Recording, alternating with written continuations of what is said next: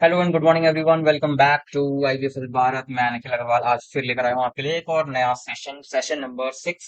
5 sessions already आप हमारे देख चुके हैं। पिछले सेशन के अंदर आपने हमारा प्रैक्टिकल प्रॉब्लम नंबर 1 देख लिया था और इस सेशन में हम करने वाले हैं प्रैक्टिकल प्रॉब्लम नंबर 2, जो कि बहुत ही सिंपल जनरल एंट्रीज वाला होने वाला है। अभी धीरे धीरे शुरुआत करेंगे, अपने हैवी क्वेश्चंस की तरफ बढ़ेंगे।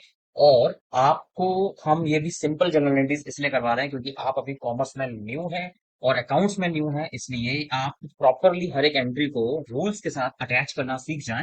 इसलिए हम आपके सामने अभी ये सिंपल जनरल एंट्रीज लेकर आ रहे हैं। अगर आप चाहते हैं कि हम अपने जो सेशंस हैं उसकी फ्रीक्वेंसी थोड़ा और बढ़ा दें तो प्लीज हमें कमेंट्स में जरूर लिख के बताइए, या फिर जिस स्पीड से अभी हम चल रहे हैं उसी स्पीड पे आप हमें देखना चाहते हैं, हमारे सेशंस अटेंड करना चाहते हैं। तो शुरू करते हैं बिना देर किए। पूरा वीडियो जरूर देखना एंड एंड तक बने रहिएगा। एंड जो क्वेरी होगी कमेंट्स पे डालिए, एंड सब्सक्राइब नहीं किया तो सब्सक्राइब जरूर कर लेना। एंड शेयर जरूर करिए अपने नियर वंस के साथ, अपने फ्रेंड्स के साथ, जैसे कि उनको भी घर बैठे बिना कहीं जाए हमारे इन क्लासेस का फायदा मिल सके। तो चलिए बिना देर के शुरू करते हैं हमारा आज का ये session number 6 and question number 2।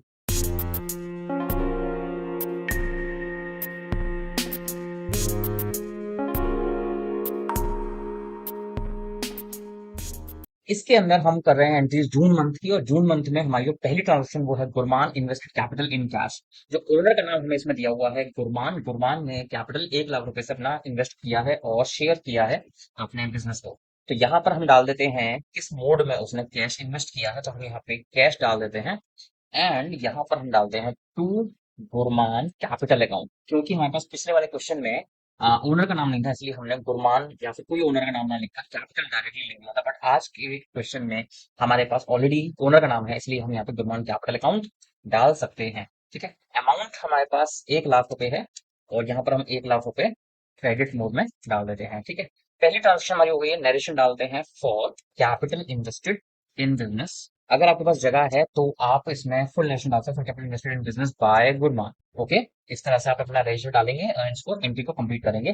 Second transaction जो है वो है जून 3 की, purchase goods from Harish. Harish को हरीश से हमें सामान खरीदना है। तो आपको पता ही है परचेज को हमेशा डेबिट लिखा जाता है, डेबिट मैंने ऑलरेडी यहाँ पे लिख रखा है, तो हम यहाँ पे परचेजेस लिख देते हैं। एंड यहाँ पर हम लिखते हैं to purchase goods from Harish. Harish का नाम लिखना जरूरी हो जाएगा यहाँ पर, क्योंकि यहाँ पे कैश नहीं लिखा हुआ है और नाम लिखा है, इसका मतलब हम इसको क्रेडिट अज्यूम करेंगे और क्रेडिट की एंट्री बना देंगे टू हरीश लिखकर। ठीक है, और यहाँ पर जो अमाउंट हमें डालना है वो है 10,000 रुपीज, तो हमें बताया हुआ है। एंड अब डालते हैं narration for goods purchased from Harish on on credit. Okay, next transaction June 5 पे चलते हैं और यहाँ पर हमें एंट्री करनी है परचेज गुड्स फॉर कैश, यानी कि कैश ट्रांजेक्शन हो रही है। हमें यहाँ पर करना है परचेजेस। इस बार हम यहाँ पे टू कैश लिखेंगे क्योंकि हमें नाम किसी पार्टी का नहीं दिया हुआ है, कैश दिया हुआ है। और यहाँ पर हम डाल देते हैं 8,000 रुपए डेबिट में और 8,000 क्रेडिट में। Next is narration. नरेशन पे लिखते हैं for purchases made in cash. अगर पार्टी का नाम याद है तो आप पार्टी का नाम भी लिख सकते हैं। ये ट्रांजेक्शन हो जाती है। अगले ट्रांजेक्शन में चलते हैं, जून 8 की है, परचेज गुड फ्रॉम होम। अब यहाँ पे नाम भी लिख रहा है, कैश भी लिख रहा है, तो एंट्री किसमें होगी? कैश में।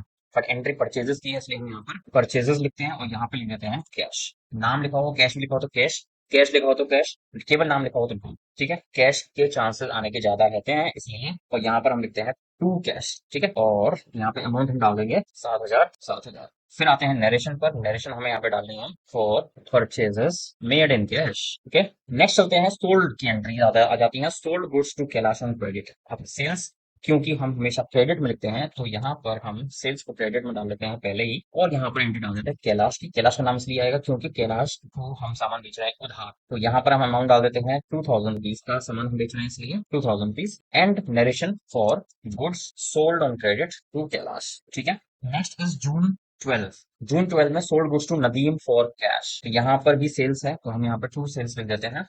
एंड कैश पे बेच रहे हैं इसलिए हम नदीम का नाम नहीं लिखेंगे, कैश लिखेंगे। अमाउंट है 1,500 का, 1,500। Narration for sales sales made in cash. Okay, अब आती है एंट्री रिटर्न वाली। हमने जो कैलाश को सामान बेचा था 2,000 रुपए का, उसमें से कैलाश ने हमें 500 का सामान रिटर्न कर दिया, तो हम यहाँ पे डेबिट में डाल देते हैं सेल्स रिटर्न। ध्यान रखिएगा, सेल्स हमेशा क्रेडिट होता है, सेल्स रिटर्न हमेशा डेबिट होता है।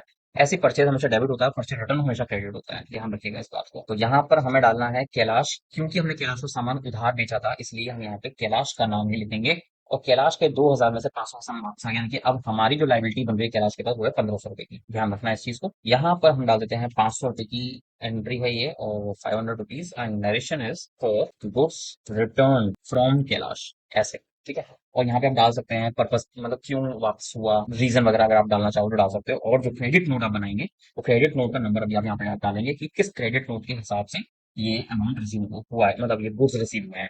तो ध्यान रखिएगा, अभी क्रेडिट नोट डेबिट नोट आपको पता नहीं है, बट जब भी सामान वापस हम करते हैं तो वो डेबिट नोट होता है, और जब भी सामान हमें वापस मिलता है तो वो क्रेडिट नोट होता है। इस चीज को ध्यान रखिएगा। प्रैक्टिकल अगर आपको करना है तो आप किसी विशाल मेगा मार्ट या वी मार्ट या जियो मार्ट में जाकर एक बार अपना कोई सामान लीजिए, फिर उसकी बिलिंग के बाद में उसको रिटर्न करके देखिए, आपको वो एक डेबिट नोट बना कर देंगे, क्योंकि वो आपकी परचेजेस थी, इसलिए आपके लिए वो डेबिट नोट होगा, और उनके लिए वो क्रेडिट होगा, क्योंकि उन्होंने वो सामान आपको सेल किया था। ठीक है। प्रैक्टिकली इस चीज को जरूर ऑब्जर्व करिएगा कि किस तरीके से ये चीज काम करती है। ठीक है। आगे चलते हैं, गुड्स रिटर्न टू हरीश। अब हमने हरीश से सामान खरीदा था, वो देखते हैं कितने रुपए का खरीदा था हमने हरीश से सामान। ये वाली एंट्री जून थर्ड में 10,000 का सामान मैंने हरीश से खरीदा था, and the return I am making is of 360 only. यहाँ पर हमने गुड्स रिटर्न करने, परचेज रिटर्न, तो यहाँ पे पहले तो हरीश का नाम लिखो, और फिर यहाँ पे हम लिखते हैं टू परचेज रिटर्न। ठीक है। या चाहे तो आप कैपिटल कर दीजिए। इसके बाद में हमारी जो अमाउंट यहाँ पर आ जाती है 360 रुपीज, 360 रुपीज। हमने खरीदा कितने का सामान इससे, 10,000 का, और हमने वापस किया 360 का। तो 9,640 रुपए का सामान का पैसा अभी देना बाकी है हरीश को, हम देंगे तो। यहाँ पे नरेशन डाल देते हैं, for goods return to Harish. Due to वगैरह आप लिखना चाहो लिख सकते हो, ड्यू टू वगैरह लिखना चाहो लिख सकते हो कि क्यों आपने वापस किया वो सामान। ड्यू टू वगैरह जो भी आपको करना है वो आप कर सकते हैं। मशीनरी परचेज फ्रॉम सोहन, आगे एंट्री है। अब हमने सोहन से मशीनरी परचेज करी है जून 18 को। तो यहाँ पर मशीनरी को हम मानते हैं फिक्स्ड एसेट, इसलिए फिक्स्ड एसेट का नाम हमेशा हमारा डेबिट में होता है। Rule what comes in. ठीक है। और यहाँ पर फ्रॉम सोहन लिख रहा है, कैश नहीं लिख रहा, तो यहाँ पर लिख देते हैं टू सोहन, यानी कि उधार खरीदा है। अमाउंट यहाँ पे डाल देते हैं हम 8,000 का। ओके। एंड नरेशन डाल देते हैं, for machinery purchased from Sohan on credit. ठीक है। अगर बड़ा ज्यादा हो रहा है हम इसको छोटा कर देते हैं फोन साइज के अच्छे हिसाब से। ठीक है। आगे चलते हैं, जून 19 को पेड टू हरीश 5,000 रुपए। हरीश को पेमेंट कितनी करनी तुम्हारी, 9,640 की। 5,000 रुपए मैं उसको अभी दे रहा हूँ ऑन अकाउंट।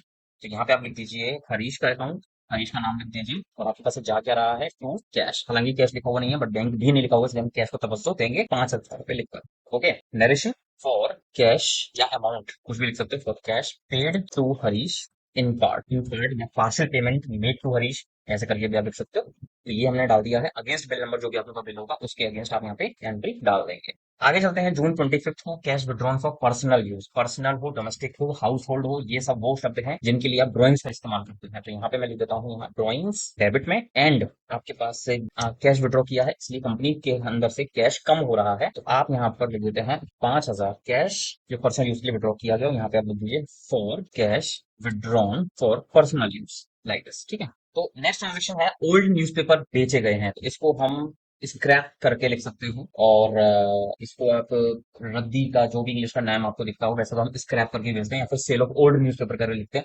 एक तरीके से ये आपको इनकम दे रहा है, इसलिए आप इनकम का नाम लिखते हैं to sales sale of old newspaper. ठीक है। और आपको मिलता क्या है जब आप गद्दी बेचते हो, तो वो हैंड टू हैंड आपको कैश प्रोवाइड करके जाता है, इसलिए डेबिट में कैश, और 200 रुपए यहाँ पर हमने अमाउंट कॉलम में डाल दिया है। यहाँ पे लिख देंगे for old news paper sold to कबाड़ी वाला, या फिर जो भी लिखना चाहें लिख सकते हैं। अब आगे चलते हैं, हमने मोहन से लोन लिया था, receive loan from Mohan and deposited in bank. हमने मोहन से लोन मांगा था, उसने हमें कैश प्रोवाइड किया होगा, फिर हमने यहाँ पे डिपॉजिट बैंक में कर दिया है। अब चाहे तो आप इसमें दो एंट्री कर सकते हैं, एक डिपॉजिट वाली अलग करना, मोहन से कैश रिसीव वाली अलग करना। अदरवाइज उन दोनों एंट्रीज का जो नेट इफेक्ट आएगा वो हम यहाँ पर करके दिखाने वाले हैं। रिसीव लोन फ्रॉम मोहन, यानी कि मेरे को लोन मिला है, रिसीव हुआ, इनकम मिली है, तो यहाँ पे डाल देते हैं बैंक, क्योंकि वो ऑलरेडी बैंक में अमाउंट जा चुका है, इसलिए मैंने बैंक डाला। और यहाँ पे लिख देते हैं इनकम का नाम, तो मोहन लोन है, ये ध्यान रखिएगा। जो इनकम होती है किसी भी पर्पज से, वो आपकी क्रेडिट में आती है, और जो पर्पज है कैसे मिला आपको, कहाँ पे मिला, वो बैंक में आपने फाइनली जमा कर दिया, इसलिए हम बैंक डाल रहे हैं। अमाउंट यहाँ पर है 50,000 का, और यहाँ पे मैंने 50,000 डाल दिया है, जैसे 50,000 होगी ना। ओके। 50,000। और फिर यहाँ पे हम डाल देते हैं नरेशन फॉर अमाउंट आरसीबीडी received from Mohan as loan. तो ये एंट्रीज थी आपकी, एक बार आप दोबारा देख लीजिए हमने किस किस तरीके से इस एंट्री को किया है। सबसे पहले हमारी ये एंट्रीज है कैपिटल इन्वेस्टमेंट की, फिर परचेज प्रीस से किया, फिर कैश में परचेज किया, फिर कैश में परचेज किया। उसके बाद में हमने उधार में सामान कैलाश को बेचा, फिर नदीम को सामान बेचा कैश में, फिर कैलाश ने हमें रिटर्न किया, हरीश ने हम हरीश को हमने रिटर्न किया, मशीनरी परचेज की गई फोन से, हरीश को पेमेंट किया ऑन अकाउंट, पार्शियल पेमेंट जिसको हम बोलते हैं। अपने निजी काम के लिए हमने कंपनी से पैसा निकाला है। फिर हमने पुराने रद्दी जो है वो बेची है।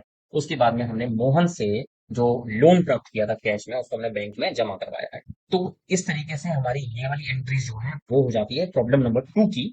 और किसी भी प्रकार का डाउट अगर आपके माइंड में अभी भी रह गया हो, तो हम तो प्लीज कमेंट्स में करिए, बताइए, और उसको हम आगे की केस स्टडीज में, आगे के सेशंस में पूरा सॉल्व करने की कोशिश करेंगे। एंड ध्यान दीजिएगा, जो हमारी रूल्स वाली वीडियो थी उसको जरूर पहले देख लीजिए, अदरवाइज आपको हो सकता है ये क्वेश्चन समझ में ना आए। प्रॉपरली जो भी आपकी एंट्रीज हम करवा रहे हैं उसको आपको दो दो बार कम से कम करके देखिए। स्कूल का प्रेशर ऑब्वियसली स्टूडेंट्स के ऊपर रहता है, लेकिन समय आपको देना होगा, तभी आपको ये चीजें समझ में आएंगी। तो बिना किसी देर किए चलते हैं, फिर अगले सेशन में मिलेंगे। लाइक करना मत भूलना, शेयर करना मत भूलना, और सब्सक्राइब अगर नहीं किया तो प्लीज सब्सक्राइब जरूर कर लेना, और कमेंट में हमें अपने डाउट जरूर भेजा।